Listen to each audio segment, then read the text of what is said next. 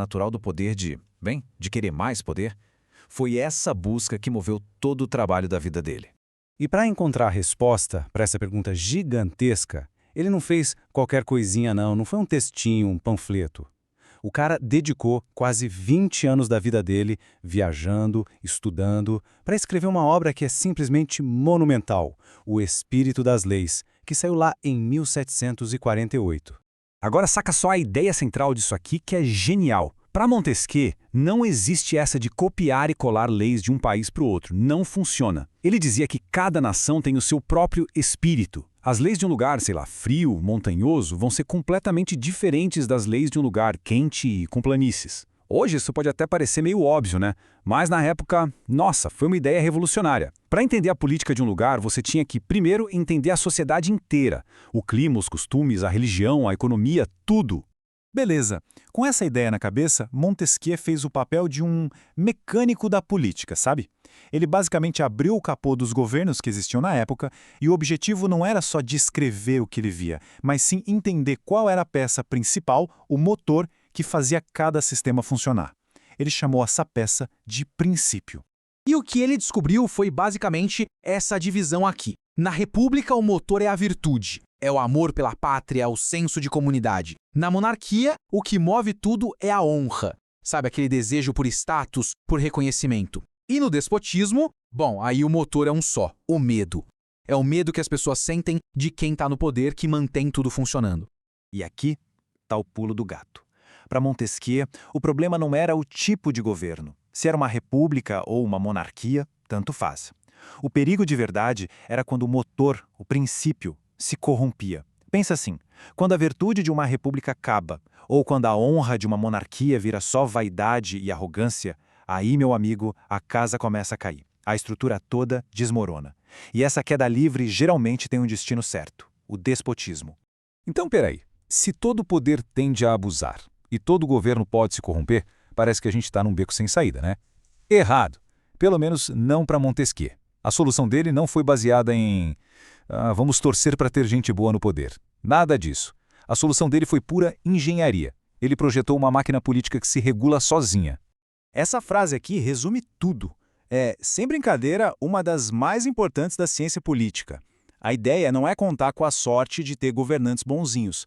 A genialidade está no design do sistema. É preciso criar uma estrutura em que o próprio poder funcione como um antídoto contra o excesso de poder. O poder freia o poder.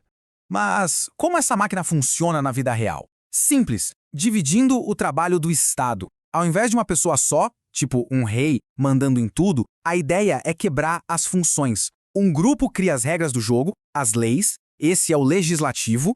Outro grupo aplica essas regras e administra o país no dia a dia, esse é o executivo. E um terceiro grupo tá ali para julgar os conflitos e garantir que ninguém tá burlando as regras. Esse é o judiciário. E tcharam! Assim nascem os três poderes. Parece tão simples pra gente hoje, né? Mas essa foi a grande sacada. Uma invenção que literalmente mudou o jeito que a gente pensa em como organizar um país. A lógica por trás disso é tipo um cabo de guerra, sempre em equilíbrio. Quando os poderes estão separados, um fica de olho no outro. O legislativo pode investigar o executivo, o judiciário pode anular uma lei do legislativo, um segura a onda do outro, sabe? Isso protege a liberdade. Agora, quando tá tudo junto na mão de uma pessoa só ou de um grupo só, aí não tem freio, é a receita certinha para tirania. Ok, tudo isso parece uma aula de história da França, né? Uma teoria super distante. Só que não. Essa máquina política que foi desenhada lá no século XVIII é simplesmente a base de como o Brasil funciona hoje. É isso mesmo. As ideias de um filósofo francês, escritas há quase 300 anos, definem a estrutura política do Brasil agora, no século XXI.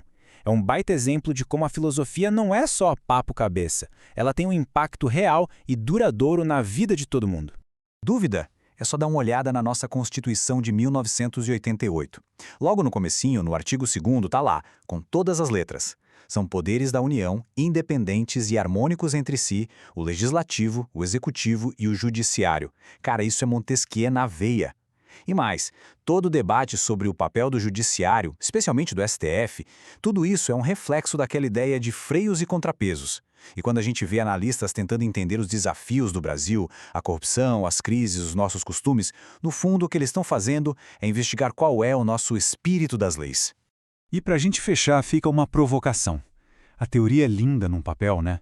Mas na prática, a gente sabe que o equilíbrio entre os poderes é um desafio constante. É uma tensão que não acaba nunca.